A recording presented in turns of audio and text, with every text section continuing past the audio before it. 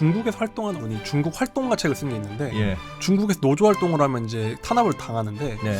그 막스 같은 책 같은 걸 읽으면 예. 당국에서 굉장히 이제 감시를 한대요. 감시한다고요? 중국에서? 막스. 그러니까 이제 요주의 대상이 되고 사회주의인데도? 자기가 몰래 읽고 뭐 그런다는 거예요. 사상서라. 중국 공산당인데? 세상의 모든 지식 언더스탠딩. 네. 네. 자, 이 북 언더스탠딩 2부입니다. 지금 남국민 북칼럼니스트와 보이지 않는 중국이란 책. 1부에서 중국이 애들 공부를 안 한다. 네, 그런 얘기 좀 배웠고, 중국이 선진국으로 가기 위한 과정에 있는데 인력의 교육 문제가 잘 안 돼서 그냥 한국처럼 선행 교육을 이렇게 미친 시켰어야지. 이렇게 공부를 안 시켜서 그냥. 그러니까요. 네, 안타깝습니다. 맞습니다. 그래서 자, 그 일부 굉장히 재미있게 들었고 가고 싶은데도 다 뭐 문제는 인식하고 있을 텐데 뭔가 또 문제가 있다. 그게 쉽지가 않다는 얘기가 있어서 그걸 좀 배워보려고 합니다. 2부에서. 자, 이거는 2부니까 1부를 보시고 그렇죠. 오시면 좋을 것 같습니다. 그리고 공지사항은 미니빈스 로스터리. 여러분들이 좋아하시는 싸고 맛있는, 저도 이게 싼데 맛있기까지 한. 네이버에서 미니빈스 로스터리 들어가셔서 한번 뭐 사보셔도 좋을 것 같습니다. 네. 네, 자 이제 2부. 본론은 2부로 이어가 볼까요? 매우 큰 궁금증을. 네, 남국민 북칼럼니스트. 네, 이어가 보시죠. 네. 예, 보이지 않는 중국. 이제 중국이 교육을 하고 싶어도 못하는 장애물이라는 게 있다는 네. 얘기를 일부에서 해드렸는데요. 네. 네. 그러니까 중국의 사실 거의 더 근본적인 문제는 결국은 중국의 후커우 제도 때문에 중국이 해결하기가 쉽지가 않다는 거예요. 뭐요? 후커우요? 후커우 제도가 뭐냐면 한자로 쳐 호구 제도거든요. 호적이죠, 호적. 호적. 호구. 그런데 호구 됐네. 그 호구 말고. 우리나라 호적 제도 할 때 그 예. 제도를 이제 중국어로 읽을 때 후커우 제도라고 네. 하는데 이거는 네. 많이 이제 들어보신 분들은 계실 거예요. 호적. 근데 이게 우리는 뭐 호적 제도라고 해도 뭐 그냥 주소랑 비슷한 뭐 그냥 그런 그렇죠. 정도 생각하잖아요. 어디서 태어났다 정도. 그렇죠. 그런데 중국은 그거를 법적으로 엄밀히 말하면 제도적으로는 자기 후커우가 한번 갖고 태어나면 어지간한 이유가 없으면 그 후커우를 평생 지켜야 되고 거기 살아야 되는 게 원칙이거든요. 주민등록지를 옮길 수가 없는 거예요. 그렇습니다. 우리로 치면 본적지를 옮길 수 없는 거예요. 예. 예를 들면은 한번 이제 강원도 본적이면 평생 강원도를 떠날 수 없고 서울 본적을 갖고 있는 사람들은 거기 서울만 거기 사람들만 살 수 있는 거예요. 공산주의 국가라고. 그렇습니다. 사는 것도 네. 그러니까 내가 어디서 태어난 기록은 계속 따라오는 거는 뭐 그럴 수 있는데 거주 이전의 자유가 없습니다. 원칙적으로. 원칙적으로는. 원칙적으로. 우리 때때로 잊고 있지만 중국은 공산주의 국가고 예. 사실 공산주의 국가는 계획 경제이기 때문에 그리고 중국의 여러 가지 역사적 이유도 있었고 건국 직후부터 이 후커우 제도를 굉장히 강하게 시행했어요. 특히 중국의 역사적인 배경도 있는 게 중국의 역사를 찾아보면 중국의 통일 왕조는 언제 멸망했냐? 지방 정부들이 강해지고 시작하면서 그렇죠. 군벌이 태어나고 이제 그런 게 군웅할거가 일어나면 이제 나라가 망했거든요. 그렇죠. 그러니까 이 후커우 제도를 단단하게 해놓지 않으면 역사적으로 봤을 땐 어느 지방 성시로 막 사람들이 몰려들고 거기에 세가 모여요. 그러니까 중앙 정부의 통제 수단이 하나가 중요한 게 이제 쥐어지는 게 후커우 제도인 거고 예. 또 공산주의라는 계획 경제 자체도 딱 사람들이 어느 정도 어디 딱딱딱 포지션이 그대로 있어야 상부에서 내려서 딱 계획적으로 운영이 된다는 거죠. 예. 그러니까 자유경제 시스템이랑 다른 거예요. 이 후커우 제도가 여전히 운영이 되고 있거든요. 그러니까 이 말은 아까 제가 농촌 인구를 말씀드렸을 때 엄밀히 말하면 농촌 후커우를 갖고 있는 사람은 10억 명이 넘어요. 그러니까 중국의 인구의 대부분은 원칙적으로는 다 농촌에 살아야 되는 사람들인 거예요. 예. 그런데 실제로는 굉장히 많은 사람이 중국 대도시에 살고 있거든요. 그렇죠. 근데 이 사람들이 우리가 아는 그 농민공들인데 엄밀히 말하면 그러니까 국내 불법 체류자들인 거예요. 사실. 예. 그 사람들을 잡기 시작하면 추방을 해도 할 말이 없는 거죠. 그러니까 이 사람들은 주민등록지에 안 살고 있는 사람들이니까 그 지역에서는 사실상 주민등록이 없는 사람이니까 이런 인프라 혜택을 받을 수가 없겠죠. 그러니까 대부분의 농촌에 있는 사람들은 서울에 갔을 때 아이를 학교에 보내고 싶어도 보낼 수가 없군요. 보낼 수가 없는 거예요. 그럼 불법 그렇죠. 이민자처럼 가는 네, 거예요? 불법 그러니까? 이민자가 된 겁니다. 그렇죠. 그러니까 공립학교 이런 데 당연히 못 가겠죠. 그러니까 같은 중국 국민인데도 네. 네 맘대로 여길 떠났다? 그렇습니다. 학교를 보내려면 다시 농촌으로 돌아가야 돼요. 아. 그러니까 2, 3억 명의 지금 농민공이 있다고 추산되는데 그들의 자녀들은 예를 들면은 제가 농촌 후커를 갖고 있는 사람인데 베이징에서 일을 해요. 예. 제 아이를 베이징 학교에 보내고 싶어도 못 보냅니다. 그러네. 후커가 거기 사람이 아니니까. 예. 그러니까 불법 체류자인 거예요. 그러니까 수억 명의 이제 도시만 그나마 고등학교나 이런 인프라가 돼 있잖아요. 그렇죠. 중국은 대도시는 고교진 학률이 거의 100%거든요. 예. 그러니까 거기에 보내면 참 좋은데 애초에 못 보내는 아이들이 수없이 많다는 겁니다. 와, 그렇구나. 그러니까 이미 거기서 수억 명의 이제 빈틈이 있는 거고요. 어. 그럼 기존 농촌 후커들은 어떠냐면 농촌 자체가 학교 인프라가 너무 적고 문제는 중국 이제 고등학교 교육이 이제 굉장히 비싸다고 합니다. 비싸요? 중국이? 비싸요?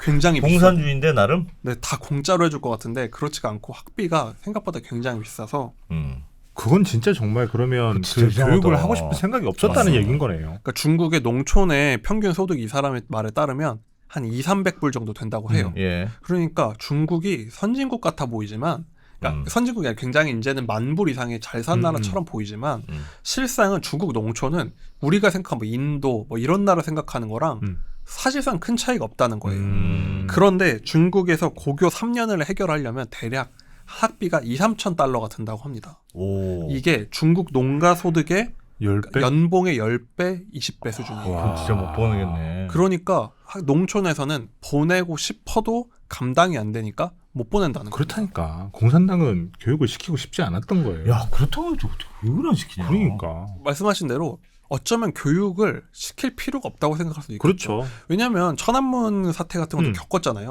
아, 역시 애들 배워놓으니까. 그래, 맞아요. 골치 맞아요. 아프네. 그렇죠. 그리고 저는 이게 딱 생각하는 게 이런 동북아시아에서는 제가 여러 이제 자본의 미스터리나 여러 개서 말씀드린 게 이 일이 돈이라는 건 일을 해서 벌어야 된다라는 생각 있잖아요. 네. 물건을 만들어서 벌어야 진짜 가치지라는 생각이 있잖아요. 그러니까 제가 느끼기에는 이 동북아시아는 굉장히 그런 유물론적인 가치관이 있어요. 예. 그러니까 물건을 만들고 그게 진짜다라고 생각을 하는 거예요. 펜대 굴리는 거는 좀 뭔가 애매하다고 그렇죠. 생각하는 거죠. 그러니까 우리도 그런 얘기 하잖아요. 사람들이 땀 흘려서 일을 해야지 다 펜대 굴리면 그 사회가 어떻게 발전하냐라는 얘기를 하잖아요. 그러니까 한창 그 경제 발전하던 중국에서도 특히 공산주의는 더 유물론이나 이런 노동의 가치 이런 거 중요하잖아요. 예. 일을 하는 그런 블루칼라 프롤레타리아 이런 걸 강조하잖아요. 음. 그러니까 더더욱 애들 공부시켜놓으면 뭐 하냐. 그 시간에 학교 가서 저 공장 가서 일을 해서 국가 발전에 기여해야지라는 생각을 했고 그 생각이 지금도 크게 다르지 않다는 겁니다. 근데 사실은 뒤집어서 생각해 보면 그 말이 틀린 얘기는 아니거든요. 우리나라의 경우는 지금 대졸자가 너무 많아서 문제잖아요. 그러니까 교육은 엄청 열심히 시켰어. 모두 다 우리는 과하죠. 가서 대졸자는 너무 많이 생기는데, 그러니까 일자리라는 게 말씀하셨던 제조업 일자리도 필요하고 펜대 굴리는 사람도 필요하고 여러 층위의 사람들이 필요한데 그게 뭐 소득의 격차를 줄이는 게 중요한 일이지 다 공부를 많이 해야 될 필요는 없거든요, 사실. 우리나라 이제 한동안 많이 났었던 얘기가 대졸자를 너무 많이 만들었다.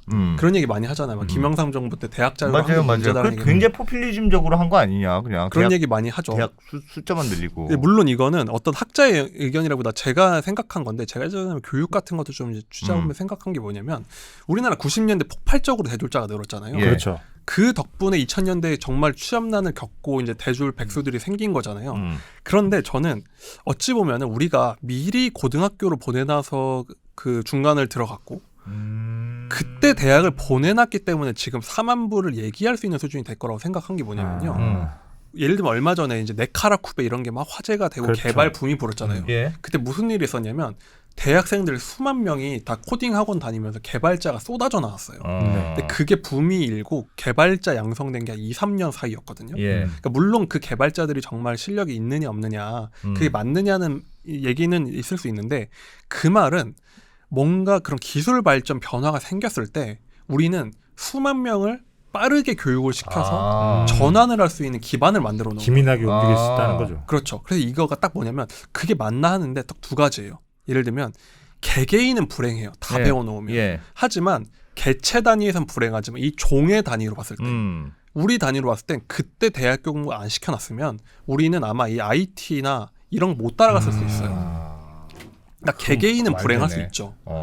왜냐하면 대졸자가 정말 극소수면 좋잖아요. 대졸자도 행복하고. 예. 한데 사실은 국가적으로 봤을 땐 잉여 인력이어도 대학까지 교육을 시켜놓은 예비군들이 엄청 많아 놓으니까 이런 IT 발전, 스마트폰 등장 이런 거 했을 그렇죠. 때 빠르게 산업 전환이 이루어졌다는 거죠. 예를 들면 지금 배터리라든지 없었던 산업들인데 그게 어떻게 빠르게 지원 수급이 됐느냐?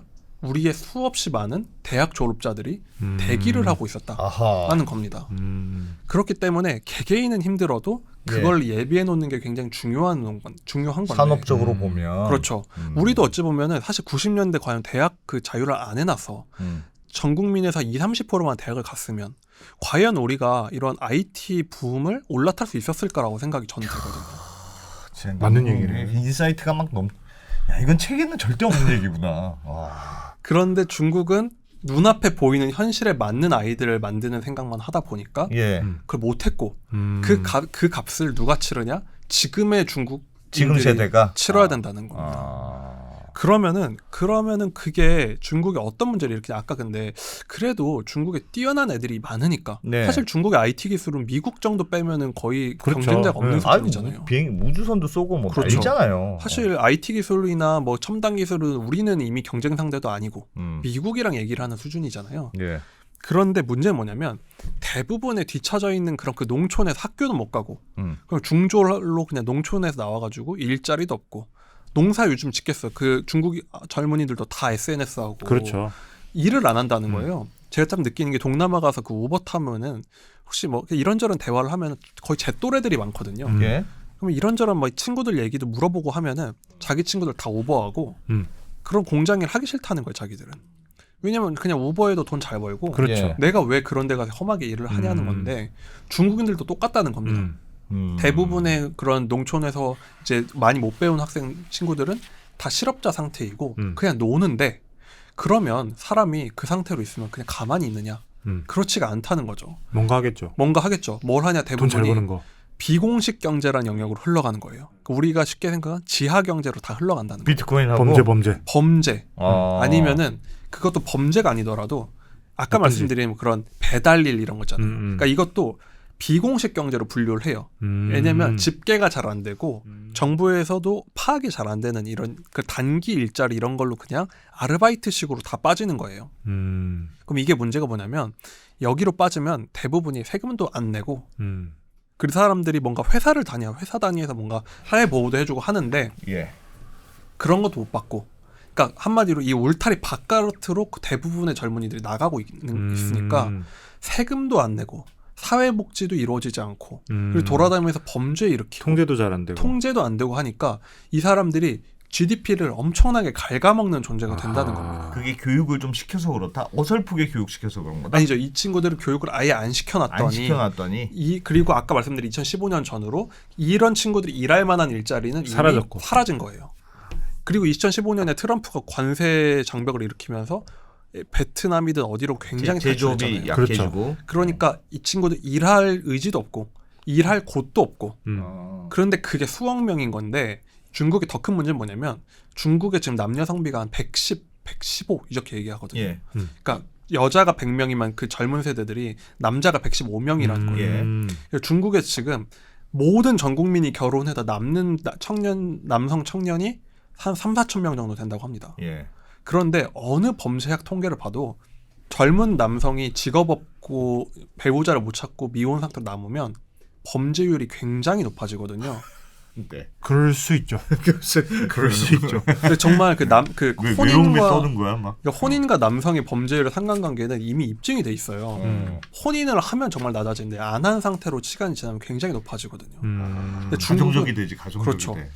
어쨌든 마음 잡고 산다고 하잖아요. 예. 예전에 복종하게 되죠. 그렇죠. 예전에 조폭 영화 보면 네. 나 이제 결혼할 거야 하면서 보통 손을 털잖아요. 예. 그렇지. 그런데 중국은 그렇게 할 일도 없고 그러니까 쉽게 말하면 못 배운 친구들이 할 일도 없는데 결혼도 못한 사람들이 중국 농촌에 그게 수천만 명이라는 겁니다. 실제로 중국이 막 첨단 감시를 해서 범죄 같은 거 잘 안 일어날 것 같지만 실제 통계를 보면 중국의 그 범죄율이 굉장히 빠르게 높아지고 있다고 해요. 강력 범죄나 이런 게. 이 사람이 연구한 게 중국 내에서 인신매매라든지 그런 마약 거래 이런 그런 범죄가 체감할 정도로 높아지고 있다. 예. 그게 어디랑 비슷하냐? 우리가 멕시코 왜 저렇게 살까라고 하는데 그 이유가 있다는 거예요. 멕시코도 똑같았다는 겁니다. 그러니까 멕시코 예를 든 게 그 친구들도 이 중제국 함정에 빠져서 백수인 중졸 이하의 노동 이제 청년들이 넘쳐났어요. 그 친구들이 뭐 했냐? 다 범죄로 빠지고. 예. 한번 범죄로 빠지면 제도권으로 안 들어오잖아요. 그 사람들이 계속 경제에 손실을 입히는데 그게 중국이 이미 농촌에선 시작됐다는 겁니다. 그러네. 아, 교육이 이렇게 중요한 문제였어? 그렇습니다. 이게 우리는 교육을 너무 당연시해서 어. 당연한 걸로만 생각하는데 우리는 다 이제 개인 단위에서 교육을 생각을 하지 전체적인 체계로서의 교육은 잘 아니, 생각하지 우리는 않으니까. 오히려 반대로 이렇게 생각하죠. 아, 너무 과해. 과하죠. 지옥이야, 너무 지옥. 과해. 너무 과해. 그래서 이게 진짜 맞는 거야, 안 맞는 거야. 그러니까. 그렇게 오히려 생각하죠. 그렇죠. 진짜 딱 그런 것 같아요. 교육에 대한 생각이 개개인에겐 불행, 국가에게는 정말 필요했던 일이었다라고 생각할 수밖에 없는 게 예를 들면 우리는 이제 대학을 다 간다고 하잖아요. 예. 그러면은 이제 뭐 그런 얘기 하잖아요. 제조업에서 일할 사람이 없다. 그런 얘기 하죠. 공장에서 일하는 청년이 없다. 그런데 그거는 전 세계 어느 나라나 우리 정도 소득이 되면 다 비슷하거든요. 그렇죠. 사실. 예. 그거는 어쩔 수 없고 당연한 일이고 기계로 대체되는 게 좀 자연스러운 일인데 그럼 그 다음 스텝에 일이 있어야 되잖아요. 하기 싫다고 그러니까 하기 싫고 못 한다고 그냥 놀면 이제 그 경제가 침체가 되는 건데 그 산업을 발전할 수가 없으니까. 다음 스텝으로 가야 되는데 네. 예를 들어 우리 수준이면 이제 석박사급 인재들 특히 공학이나 이런 것들이 준비가 되어 있어야 다음 스텝으로 가는 그러니까 다 선행학습이 돼야 된다고 볼 수가 있는 거죠. 예. 근데 중국은 사실 고등학교 단계에서 끊겨 있다. 그러니까 앞으로 중국에선 범죄율이라든지 사회 혼란 이런 게 감당이 안 될 수밖에 없고. 감당이 안 될 수 있다. 근데 말씀을 들어보면 이미 중국은 그런 문제가 심각한데 사실 공산당이니까 이 본인들도 알 테고 뭔가 조치를 취할 텐데 그런 뭐 변화의 움직임 이런 것들은 없어요. 사실 최근에는 중국의 고교 진학률이 굉장히 높아졌어요. 한 예. 80% 이상. 거의 많이 우리랑 비슷한 높아졌네. 수준이죠. 그러니까 이제 중국에도 다 고등학교는 간다. 왜냐하면 중국에서도 진짜 심각한 걸 알아서 학비가 문제야? 그럼 학비도 깎아주고 그러니까. 정부에서 지원, 그 당연한 거잖아요. 생각해보면은. 그렇게 했어요. 그런데 문제는 아까 말씀드린 대로 지금부터 나와도 문제인데다가 이 사람이 실상을 돌아다닌 거예요. 이 책의 재밌는 이유는 통계 데이터만 본 게 아니라 이 사람이 농촌을 돌아다녀. 막 농촌을 다녀, 막 산시성 어느 시골도 다녀보고 학생들도 만나보고 다 해요.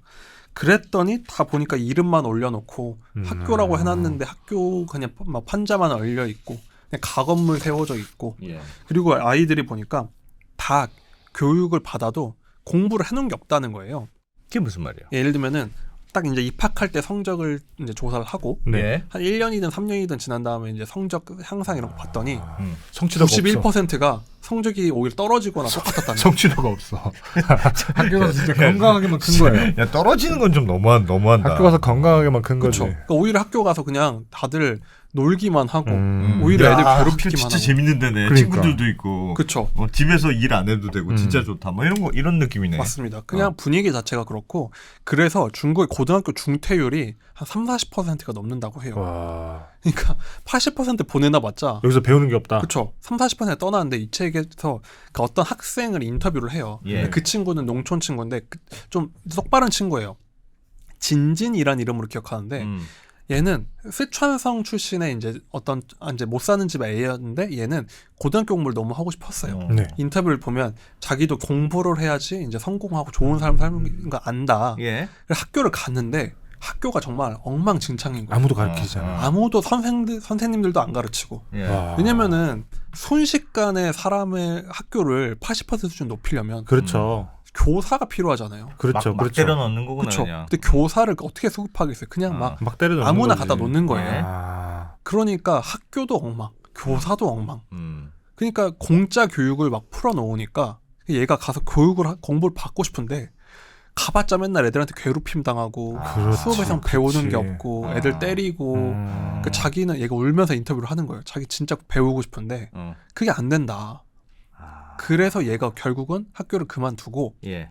얼마 있다 소식을 들어서 이제 책에 써놨는데 얘가 쓰촨성에 가서 인신매매단에 가담을 했다는 거예요. 와. 엉망진창이네. 그렇습니다. 그렇게 배우고 싶어도 못 배우고 결국은 그 지하 경제로 빠져나가는 게 정말 자기도 인간적으로 슬픈데 그게 지금 중국에서 벌어지고 있다는 진짜 거죠. 비극이다. 그러니까 우리가 생각할 때 우리 어렸을 때 특히 이제 이런 안 대표님이나 예. 그 옛날 고등학교 때 이제 선생님들 정말 거칠고 터프하시고 했어도 네. 어쨌든 대부분이 이제 사범대학을 나오시거나 교육을 받은 사람들이 애들을 가르쳤잖아요. 그렇죠. 그래도 선생님들이 어느 정도의 수준은 그래도 있었잖아요. 그거 자체도 정말 그런 행운이 겹쳐서 생긴 일이라는 거죠. 그러니까 한국에서는 이상한 선생님이 굉장히 특이한 케이스인 건데 그렇죠. 중국에서는 그 올바른 선생님이 굉장히 특이한 케이스. 그렇습니다. 왜냐하면 임금도 굉장히 적기 때문에 음. 제대로 아이들을 가르칠 정도의 지적 수준이 있는 사람들은 교사 안 하고 다 다른 일을 하니까 교사로 갈 정도의 인력풀이 없는 거예요. 그러니까 총체적 난국인 거죠. 사실 고교 진학률 높여 해서 수치는 막 높아져요. 왜냐면은 막 지방정부에서 보조금 뿌리거든요. 고등학교 등록하면 얼마 막 이런 식으로. 그랬는데 실제로는 배우는 게 없다라는 거고 또 다른 문제를 지적한 게 뭐냐면요. 이제 교육을 시키면 이제 학교를 지어야 되잖아요. 예. 그렇죠. 그럼 학교에서 뭘 가르칠지를 정해야 되잖아요. 그렇죠. 어떤 걸 가르칠까요, 중국은? 국영수. 그렇지가 않습니다, 오히려. 아 그래요? 우리는 국영수 교육을 당연히 생각하는데 예. 얘네가 그러면 무슨 학교를 다 만들었냐? 중국이 거의 다 그러니까 직업 고등학교를 다 만든 거예요. 아 기술. 기술 학교. 그것도 뭐 나쁘진 않네요. 그러니까 그것도 좋은 것 같잖아요. 예. 그렇죠. 기술이 필요하지 하는데 그것도 정말 우리의 착각이에요. 제가 봤을 때는. 저도 그걸 공감하는 게 고등학교 교육의 핵심은 뭐냐면 국영수예요. 국어, 영어, 수학 같이 배울 때는 이거 어디다 써 하는 걸 배워놔야 예. 예를 들면 얘가 식품회사 사무직원이 되든 예를 들면 운송회사 사무직원이 되든 어디를 가든 다른 일 같지만 그 원리라는 게 있거든요. 일에. 그거의 핵심이 수학적 사고, 언어, 그렇죠. 컴퓨터 다루는 이런 보편 기술을 배워야 돼요. 근데 중국의 고등학교에서 뭘 가르치냐면 쉽게 말해서 이거 쇠 자르는 법, 이런 조형하는 법, 용접하는 법. 이런 걸 그런 가르쳐 걸 아예 놓는다는 구체적인 거예요. 기술을 배우는 거예요. 네. 그런데 문제는 뭐냐면 왜 고교 교육이 필요하냐면 이 단계에서는 이 경제가 계속 바뀌어요. 그 전에는 그냥 한 번 쇠 깎는 일로 입사하면 그냥 평생 쇠만 깎으면 돼요. 예. 그 공장은 계속 그것만 해요. 예. 그러니까 쉽게 말해서 인형 눈알 붙이는 일만 계속해도 경제가 성장하던 거예요. 이제는 막 유동적인 거죠. 이제 이런 일도 하고 갑자기 일이 바뀌고 회사도 막 적응을 해야 돼요. 이제 어느 정도 선진 경제로 가려면 그거를 할 때는 보편적인 수준이 돼야 되는데 그렇죠. 애들을 뭘 가르쳤느냐 하면 예를 들면 자동차 그 내연기관 정비 기술 배워놓는 거죠. 졸업을 했어요. 전기차다. 근데 사회가 전기차가 돼요. 야 진짜 억울하다. 이게 전기차의 경우만 그런 게 아니라 한 1만 불 이상의 경제에서는 그게 수없이 일어난다는 거죠. 그러니까 그런 역동성 자체가 1만 불 이상에서의 다음 단계로 가는 핵심인데 네. 저소득 수준에선 똑같은 것만 하면 돼요. 그 다음부터는 창의적이어야 돼요. 예. 대응을 하고 임기응변을 잘해야 돼요. 네. 그러니까 우리가 예를 들면은 가장 이제 뭐랄까 뭐 일반적인 직원을 하면 그냥 시키는 일만 잘하는 게 있고, 근데 그것보다 연봉을 더 잘 받으려면 안 시켜도 알아서 해야 되죠. 그렇죠. 예. 예를 들면은 부서 바꿨다고 해서 이거 어떻게 해야 돼요? 하고 쫓아오는 직원이 있어요. 그 직원 예를 들면 월급 100만 원까지는 줄 수 있겠지만 200만 원은 못 주겠거든요. 그런데 그런 보편 기술을 배워야 되는 게 고등학교 때 해야 될 일인데 중국 공산당 정부에서는 역시 기술이지 하면서 아이들 쇠 깎고 야. 그런 기술을 배워놓으니까 근데 지금 중국만 해도 얼마나 산업이 많이 바뀌었어요. 그러니까요.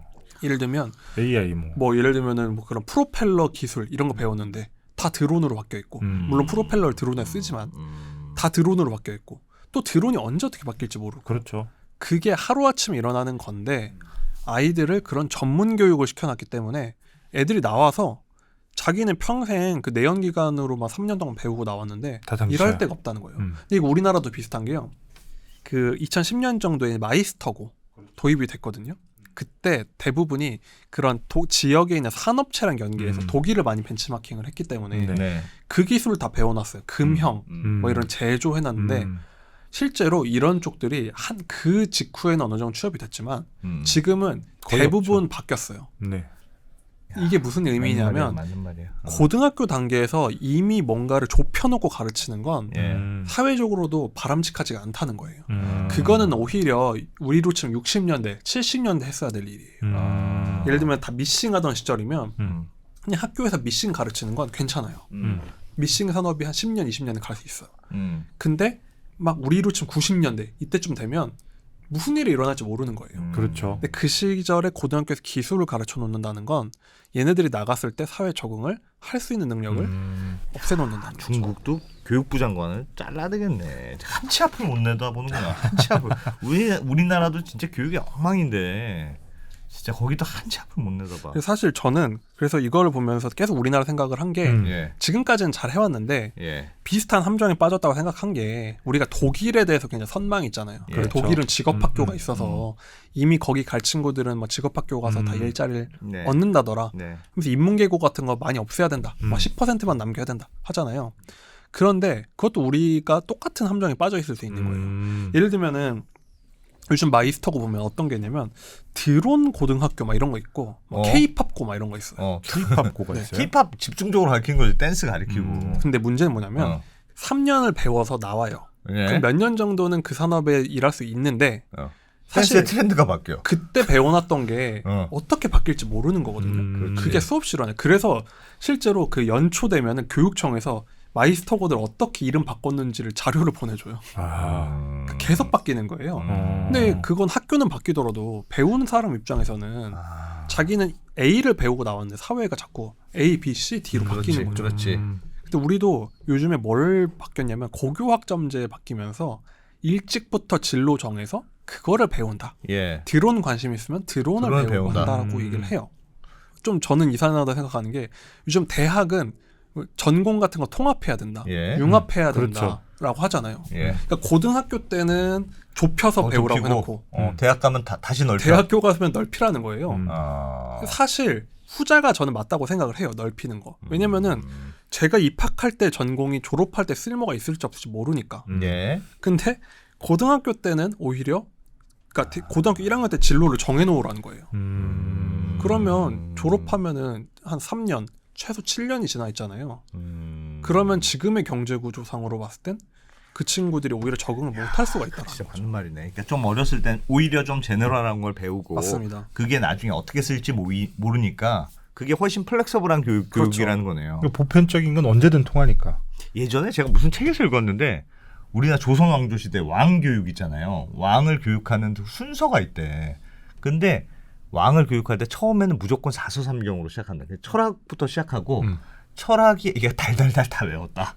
그럼 그 다음부터 역사를 가르친다고 하더라고요. 그러니까 구체적인 건 애가 기본적인 그렇죠. 뭐가 됐을 때 구체적인 사례를 가르치지 역사는 철학이 완성되기 전에는 안 가르친다고. 그 순서가 그렇게 돼 있다던데. 그렇습니다. 이게 보편 교육이라는 게 그러니까 배우는 걸 배우는 법을 배워야 되는 거예요. 먼저. 그러니까 어떻게 배우는지를 이제 탑재를 시켜놓고 예. 그게 잘 돼 있으면 확장성이 나와. 확장성이 있는 거는 어렵지 않다는 거예요.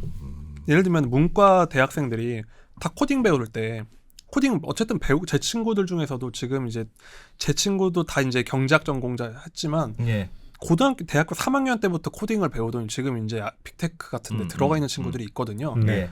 그러니까 그 친구는 고등학생 때부터 대학교까지 어느 정도 보편적인 교육을 받아 놓으니까 그런 논리 체계 이런 거를 금방 습득이 됐다는 겁니다. 근데 만약에 예를 들면은 앞으로 이런 스마트폰이 떠 해서 2010년쯤에 예를 들면은 뭐 스마트폰에 있는 어떤 언어 그걸 배웠다고 쳐요. 예. 근데 지금은 그 언어를 안 쓴다는 거예요.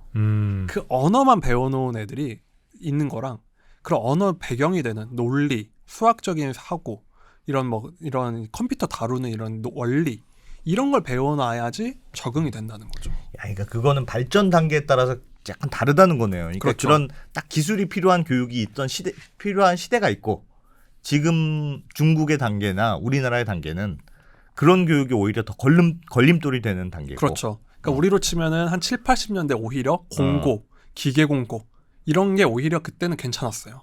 산업 구조가 그 단계에서는 어느 정도 쭉 가니까. 그런데 지금 단계에서는 오히려 국가가 그러니까 선진국이 될수록 더 보편 교육을 해야 된다는 거죠. 맞는 말이네. 역시 선행 교육이야. 앞서서 항상 교육을 시켜야 되네. 항상 좀 이렇게까지 해야 되나 싶을 만큼 항상 해야 되네. 선행교육을 조장하시는 것 같은 느낌이 살짝 안 됩니다. 약간 그런 느낌 아닙니까? 그러니까 사실은 지금 딱 용접이 필요해 우리 시대가. 그렇게 교육을 시켜놓으면 그 아이들이 졸업했을 때 금방 그게 쓸모 없어질 수도 있잖아요. 그렇죠. 그러니까 그 미래를 훨씬 생각하고 지금 교육을 시키면 사실 약간 쓸데없는 듯한 느낌이 들고 뭐 이렇게까지 해야 되나? 저도 선행 교육이 필요합니다. 네. 어떻게 10년 뒤를 위해서 저 그런 식으로 조금씩 앞서가서 뭐 그렇죠. 눈을 피하십니다. 그러니까 네. 이게 선진 경제라는 게 뭐 이런저런 뭐 신뢰나 이런 일을 들은 것처럼 개인 스스로가 사고하고 창의력을 맞습니다. 발휘해야지 가능한 건데 물고기를 잡는 법을 그렇죠. 배우는 거죠. 그 사람을 도구화 시켜 놓으면 딱 10,000불, 20,000불 이 경계를 넘지 못한다. 개개인이 창의적인 사고가 되고 응용이 되는 나라여야 그 수준 돌파된다는 거고 교육부터 그게 준비가 되어야 한다는 거죠. 그 중국은 약간 고민이 있겠네요. 근데 그런 식의 교육을 하면 애들이 머리가 커. 그렇죠. 그래서 그러니까요. 체제에 반발해. 맞습니다. 그런 약간 딜레마가 있는 아니, 모양이네. 한국도 한국 봤을 거 아니에요. 한국 민주화의 주역은 대학생들이었는데. 그렇죠. 와, 애들이 응. 공부시켜놓은 대학생들이 저렇게 많으면 어.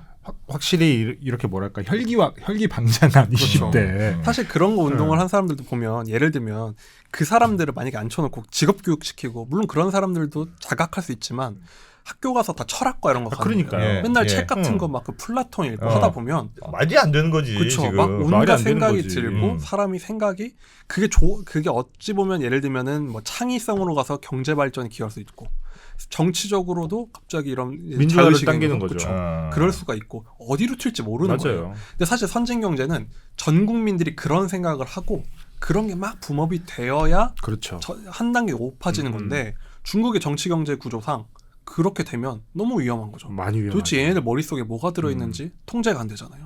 공산당 입장에서는 절대 안 되는 거죠. 그래서 사실 중국에서 활동하는 분이 중국 활동가 책을 쓴 게 있는데 예. 중국에서 노조 활동을 하면 이제 탄압을 당하는데 네. 그 막스 같은 책 같은 걸 읽으면 예. 당국에서 굉장히 이제 감시를 장려합니까? 한대요. 아, 감시. 감시한다고요? 중국에서? 막스. 그러니까 이제 요주의 대상이 되고 사회주의인데도? 자기가 몰래 읽고 막 그런다는 거예요. 아. 그러니까 쉽게 말해서 사상서. 사람이 중국 그렇죠. 공산당인데? 그러니까 이런 권력의 입장에서 국민들이 이런 보편적이고 일반적인 생각을 하기 시작한다는 건 어디로 튈지 모른다. 그렇죠. 세상에. 야 진짜 자기 이율배반적이다. 그렇습니다. 그 책도 참 재밌는데 어. 그 중국 외부의 그 베이징 외곽에 있는 사람들이 그런 빈민운동, 노동운동을 하는데 너무 탄압을 받고 자기들끼리 모여서 몰래 그런 책 읽고 한다는 거예요. 그걸 보면서 참 역설적이라 생각을 했는데 세상에. 중국은 국민들의 창의성을 수준을 높이는 교육을 하고 싶어도 좀 부담스럽다. 딜레마네요, 딜레마. 그렇죠. 막스 책이 중국에서 금서라니 나 진짜 그러니까 진짜 정말 아이러니하네. 우리가 예를 들면 중국이 논문수 1위다, 어. 뭐 기술력 세계 1위 됐다. 그러니까 1위라는 걸 참 무서워하잖아요. 예. 근데 참 이런 걸 보면 볼수록 어느 국가의 수준이 높아지려면 그 팀플레이인 거예요. 그러니까 아무리 축구단에서 우리 11명이 있어도 손흥민이 있어도 10명이 무슨 조기 축구의 수준이면 어느 팀 어느 2부 리그 팀에 갖다 붙여놔도 질 거잖아요. 그렇죠. 네. 그거랑 똑같다고 볼 수가 있는 지금 거예요. 중국의 메시도 상황이- 간신히 우승했잖아요. 그렇죠. 네. 정말 음. 그 영차에서 했잖아요. 그러니까요. 그게 중국의 현실이고 음. 좀 농촌에 또 다른 이제 그 다른 챕터로 넘어가서 현실을 얘기해 주는 게 교육만 그런 게 아니고 음. 애들이 실제로 이제 지능 테스트를 해본 거예요. 예. 네. 교육을 못 받고 그러다 보니까. 그래서 베일리 테스트라는 그런 교육학 쪽에서 아이들은 유아 아동들의 기본적인 지능을 체크하는 검사가 있는데 예. 이게 보통 대부분의 나라에서 한 10% 정도가 그걸 미달한다고 해요. 음. 90%가 통과하는 게 정상적인 시험이고 아, 네. 그러니까 대부분의 나라들에서 대부분의 나라에서. 근데 중국의 농촌 아이들을 대상으로 해보니까 예. 52%가 그걸 통과를 못했답니다. 아. 그리고 이 사람의 연구 결과에 따르면 어렸을 때 그걸 통과를 못하면은 성인이 돼서도 IQ 90 이상이 굳어버리니까. 네, IQ 90 이상이 될 확률이 거의 매우 낮다고 해요. 지능이 발달되는 시기가 딱 있을 거 아니에요. 그렇죠. 중국에서 태어난 아이들의 4분의 3이 농촌에서 태어나거든요. 예. 그 아이들의 절반 이상이 기초적인 지능 테스트를 통과를 못할 수준이 되어 있다는 거죠 지금. 예. 왜냐면은 무슨 얘기를 하냐면 어른들은 다 이제 농촌에서 떠나가지고 농민공원 가 있잖아요. 그럼 대부분이 중국도 다 그 조부모가 키운다고 해요.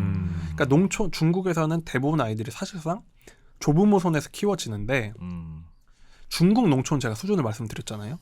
더군다나 그 조부모 세대잖아요. 예. 네. 이 사람들은 정말 말 그대로 국민소득 100불 시절 사람들이거든요. 음.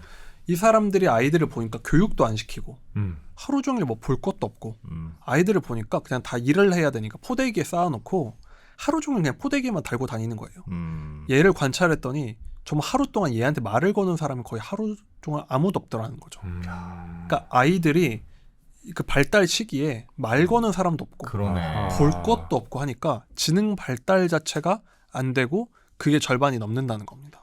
근데 중국 대도시 아이들은 그 테스트를 했을 때 거의 5% 그러니까 미달자가 5% 이하래요. 그러니까 선진국 수준인데 농촌으로만 가면 그런 게 현실이라는 거죠. 현실이 단다. 야, 중국이 쉽지가 않네요. 그런 거 생각하면. 맞습니다. 이게 중국은 보여주고 싶은 것만 보여주는데도 저 정도인데 이 얘기를 들으니까 아 정말 아찔한 거예요. 이 나라에서 태어난 아이들의 절반 이상이 쉽게 말해서 그 최소한의 지능 수준에 미달했다는 건 그 친구들이 이제 앞으로 나가서 이제 경제를 이끌어가야 되잖아요. 그렇죠. 중국이 중국이 목표하는 게 뭐 제조 2025든 첨단 경제든 하는데 정말 한 줌의 칭화대 북경대 학생들을 빼고는 경제를 이끌 사람들이 없다라는 거죠. 근데 이제 앞으로의 경제는 막 지금 요즘 AI니 뭐니 굉장히 이제 하이엔드 테크로 가잖아요. 그게 이제 쫙 앞으로 끌고 나가니까 사실은 뭐 대부분이 교육을 못 받아도 소수의 엘리트가 있으면 그 소수의 엘리트가 그 나라 경제를 이렇게 쫙 끌고 갈 수도 있지 않을까요? 사실 우리도 그럼 뭐 예를 들면 유학은 많이 보낸다면서 천재 중국에. 한 명이 뭐 예, 예. 10만 명 뭐 먹여 네, 살린다. 네. 실제로도 뭐 예를 들면 어떤 기업이 어느 나라에서 태어나느냐 안 태어나느냐에 따라서 예. 국부가 갈리잖아요. 근데 문제는 그 천재가 있으려면 예를 들면 제가 IT 창업자예요. 중국에서 엄청난 천재고 막 예. 구글에서 일하다가 귀국을 했어요. IT 회사를 차리기로 했어요. 예. 그럼 개발자가 잘 돼서 개발자를 수백 명을 채용을 해야 되는데 예. 그렇죠. 그 정도의 인력이 정말 넘쳐나야 되는 거예요. 쉽게 말하면. 아. 그러니까 천재가 혼자서 뭐 구글을 만들 수 있는 그쵸. 건 아니고 받쳐주는 이 팀들이 있어야 되는데 그렇습니다. 그러니까 우리가 중국의 그 인구라는 절대 수에 압도되는 건데 그게 아니라 비율이라는 거죠 결국. 그러니까 왜냐면은 그런 저 같은 사람들이 수백만 명일 거고 거기서 수십만 명일 예. 거고. 그러면 예를 들면 10,000명이라고 쳐요. 그런 천재가 10,000명이 예를 들면 최소 이 정도의 꿈을 이루려면 1,000명의 직원이 필요하면 1,000만 명 정도의 언제나 일을 하고 또 이 일 하다가 우리 이 회사 방향을 이렇게 바꾼다면 순식간에 따라올 수 있고 이런 친구들이 시장에 넘쳐나줘야 그게 가능한 건데 그 풀 자체가 중국에선 너무너무 부족하다. 그리고 있더라도 그 회사들이 베이징, 상하이, 선전 정도밖에 없는 거예요. 그러면 중국의 대다수를 차지하는 저 지역들은 계속 뒤처진다는 거죠. 그러니까 그래서 AI나 로봇이나 이런 게 대체되면 굉장히 많은 노동력은 필요 없고 소수의 똑똑한 애들과 AI 로봇 그 딱 조합만 있으면 이제 그 전에 그런데 그게 생산성이- 문제가 하는 사람이 또 있어야죠. 그 사람도 뭘 팔아야 되는데. 넌 즐기기만 해 그냥 뭘 만들 생각은 하지 마. 근데 그런데 문제가 뭐냐면요. 어. 그 나머지들이 만약에 예를 들면 공장에 있는 기계면 괜찮을 수 있어요. 그냥 꺼놓으면 되니까. 이제 옛날 기계니까 꺼놓으면 되겠죠. 우리 컴퓨터 예를 들면 성능 떨어지면 안 쓰잖아요. 근데 이거는 다 사람들이라는 거예요. 먹고 살아야 돼. 그 수천만 명이고 다 SNS 하거든요. 문제는. 예. 문제인 거죠. 근데 이 친구들이 농촌에 있고 예를 들면 그 테스트 못 통과한 친구들이고 다 놀고 먹고 있어요. 근데 이 친구들이 하루 종일 뭐 하냐? 집에서 이제 틱톡 같은 거 보고 이제 이런 거 봐요. 네. 그러면은 맨날 뭘 보냐면 대도시에서 잘 나가는 사람들. 맨날 드라마 같은 거 봐도 다 선전의 상하이의 멋있는 모습 이런 것만 예. 봐요. 현실은 다 그래요. 그러면은 당연히 사회 불만 세력이 될 수밖에 없고. 빈부의 격차를 느끼고. 그렇죠. 아까 말씀드린 것처럼 결혼도 못 하고. 예. 예를 들면 결혼을 하고 싶으면 결혼도 못 하고 일자리 없고 맨날 SNS로 보면 선전 상하이에 있는 부자들은 막 우리나라 기준으로도 많은 월급을 받으면 살아요. 그럼 이 사회가 어떻게 유지가 될 수 있겠냐. 범죄 같은 게 없을 수가 없고 그 친구들이 범죄 일으키고 막 인신매매하고 나쁜 네. 짓 하고 하면은 또 그거 잡으려고 이제 치안에 비용 쓰고 그렇지. 이 사람들 먹여 살리려고 복지에 돈 써야 되고 악순환이죠. 그게 딱 누구랑 똑같냐? 멕시코나 뭐 멕시코. 타이나 동남아시아의 많은 나라들이 간 길이라는 거죠. 그런 그냥 악순환에 빠져버린다. 그렇습니다. 엘리트들이 남미에도 없지 않아요. 거기도 다 예, 하버드 나온 예. 친구들이 나라 그렇죠. 이끄는데 있는데 그게 안 된 이유는 뭐냐? 평균이 못 따라온다. 그렇죠. 잘 사는 사람들은 계속 잘 살고 양극화. 그 사람들이 그리고 그렇게 성장하면 중국에 있겠습니까? 그런 나라에 그냥 외국 가버리지. 그럼 미국은 어떻게? 미국이 진짜 대단한 거네. 미국도 고등학교 진학률이 그렇게까지 높지는 않잖아요. 그렇죠. 친미. 아니 뭐 친미. 미국이 대단한 말씀이신 거죠? 친미라기보다는 미국은 고등학교 진학률이 낮고 미국도 농촌이 많지 않습니까? 그렇죠. 그럼에도 불구하고 어떻게 미국은 그러니까 대단한 나라죠 미국은 진짜. 미국은 좀 이런 얘기를 할 때 항상 좀 빠져줘야 돼. 그러니까 야, 좀 미국 규격 왜 사례로 규격 왜? 생각하면 안 예를 돼. 들면은 저희가 규격 축구 왜야? 얘기하고 있는데 예. 저희끼리 축구팀 만드는데 어. 우리 직원 중에 손흥민 있으면 그 아, 친구는 그쵸. 좀 빼고 얘기해야 되는 것처럼. 그렇죠. 그렇지. 규격 왜지? 그냥 미국은 미국이지. 하늘이 사랑하시잖아요. 땅만 파면 뭐가 나온다니까 뭐. 그 친구들 이제 모아가지고 이제 예를 들면 심슨에 나오는 심슨 같은 사람 모아서 예. 다 놀고 있을 때 옆 동네 저기 유전 터졌다고 하니까 오늘부터 직원 모집합니다 하면 이제 안전모 쓰고 가서 하도 충분히 먹고 사는 그렇죠. 나라. 끝나고 이제 코스트코 가서 이제 쇼핑해 오고 충분한 나라인데 대부분의 나라들은 이 허들을 못 넘으면 대부분 그렇다. 그냥 계속 거기 머무는데 언제부터 뭘 해야 되냐? 그 불만 있는 친구들한테 먹을 거 주고 그 친구들 진압도 해야 되고 또 교육 시키려면 또 돈 들어가고 그게 다 비용이죠. 그렇죠. 난 오늘 이 얘기들이 책에 있는 얘기들이 아닌 것 같은데 많이 책에 있는 얘기는 한 3분의 1 정도밖에 안 되는 거 아닙니까? 뭐 많이 반영이 되긴 했는데 네. 제가 이 교육에 대한 관심이 많이 생겨가지고 와. 제 오도교 즐거움에도 이 책을 다루면서 썼던 제목이 다뤘어요? 예. 네. 제목이 20.79%의 마법이거든요. 그게 뭐예요? 그러니까 우리나라는 아까 그 얘기 일부에서 물어보셨던 게 예. 우리나라는 어떻게 그러면 이걸 했을까? 그러니까 네. 왜냐면은 우리나라도 옛날에 얼마나 먹고 살기 힘들었어요. 어. 학교 지을 돈이 어디 있었겠어요. 예. 사실. 그리고 더 대단한 게 지금 중국은 애들 고등학교는 왜 그만두냐면 아까 말씀하신 임금이 너무 높아졌다고 했잖아요. 고등학교 1학년이 거기 앉아서 공부를 할 시간에 공장 가서 일하면 돈 더 많이 버니까. 우리 부모 소득이 몇 배를 버는 거예요. 그렇지. 그 다 생산성이 탈출해. 높았지. 예. 근데 그것도 우리도 똑같았어요. 고등학교 안 가고 다 공장 보내놓으면 그게 다 돈이거든요. 그래 옛날에 사실은 고등학교는 인문계 고등학교 안 가고 예전 상고 가는 게 유리하다고 많이 그랬어요. 그쵸. 그 공부 잘하는 애들도 많이 갔어. 상고 지방의 명문이었죠. 상고 공고 많이 갔어. 그쵸. 그것도 딜레마인 거예요. 개인은 빨리 나가서 일을 하는 게 좋은데 예. 사회 입장에서는 걔네들이 끝까지 공부를 해줘야 되거든요. 예. 근데 우리가 왜 20.79%의 마법이냐면 이게 뭐냐면요. 우리나라 지금 법적으로 내국세 수입에 그냥 관세를 뺀 세금에서 20.79%를 아, 교육교부금. 의무적으로 교육부 부분 줘야 돼요. 네. 이 법을 만든 게 1972년이거든요. 아. 그러니까 우리는 무려 50년 전에 전체 그 없는 살림에서 20%를 뚝 떼서 뭐 교육했어. 무조건 교육했어. 선행 학습에 필요한 돈을 아예 뭉태기로 이렇게 박아놓은 그렇습니다. 거지. 근데 이게 비유하자면 부모 소득을 합쳐서 한 100만 원 되는데 예.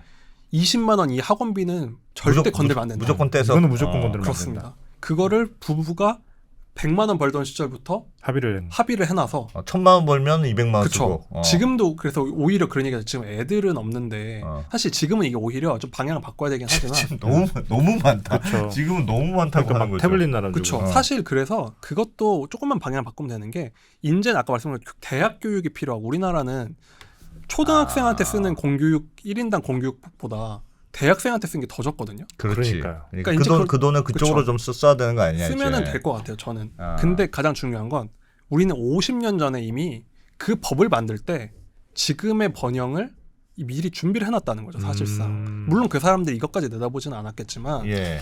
그게 없었으면 산업부 장관이 와가지고 기재부 장관이 와가지고 지금 돈 필요한데 지금. 그쵸. 지금 뭔 소리냐. 애들 지금 고등학교 보낼 때냐 지금 산업 발전이 지금 코앞인데 했지만 우리는 법을 만들어서 바꾸지 않았고 그 덕분에 어느 동네나 고등학교 가고 싶으면 갈 수 있는 환경이 만들어졌고 그리고 90년대에 정말 딱 타이밍 맞게 대학을 쫙 보내놨더니 90년대 2000년대 중국 이제 붐이 터지면서 예.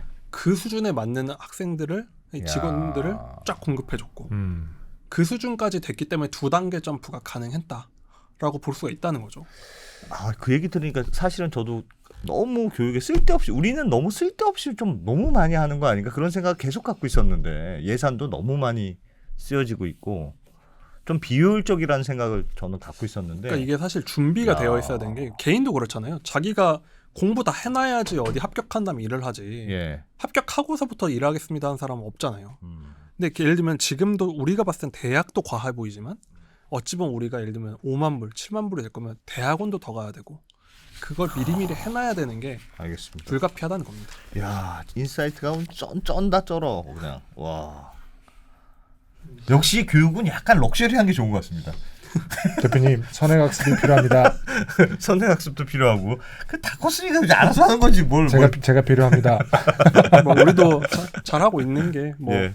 대학 등록금 같은 거 지원 많이 해주고 예. 교육부 보면 대학에 쓰고 하는 것처럼 우리도 다행히 잘 따라가고 있는 것 같아요. 그 투자를 해야 된다니까요, 대표님. 네. 투자를. 뭐 투자, 뭐. 투자를. 네. 네.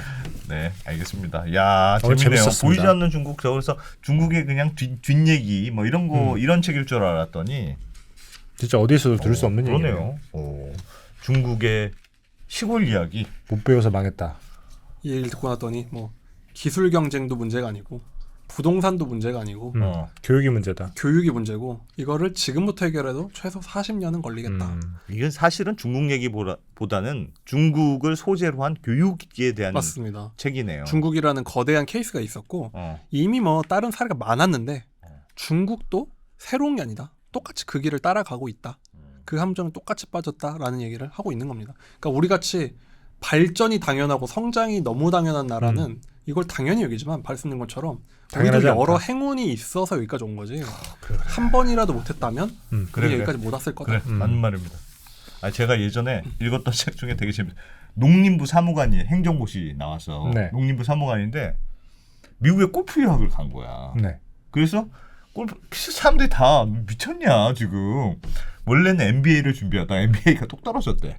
그래서 골프 유학을 간 거예요. 네. 그래서 주위에서 참 네가 돈이 남아도는구나 했는데 그 사람이 뭐 했는 줄 알아요? 뭐였어요? 골프 유학 갔다 와서 골프 잘 치게 됐잖아요. 골프 디자인도 하고 막 이런 사람이야.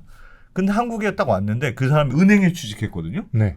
왜 은행에 취직했냐면 은행에 VIP들 있지 않습니까? 아하. VIP들을 골프를 같이 상대해 주는데 우리나라에 골프 프로들은 많아. 근데 골프 프로 중에서 이런 금융에 대해서도 얘기하고 나라 정책에 대해서도 얘기할 수 있는 골프 프로가 없는 겁니다. 세일도 잘할 수 있을 것 같습니다. 그래서 그 사람이 엄청 잘 팔았어요.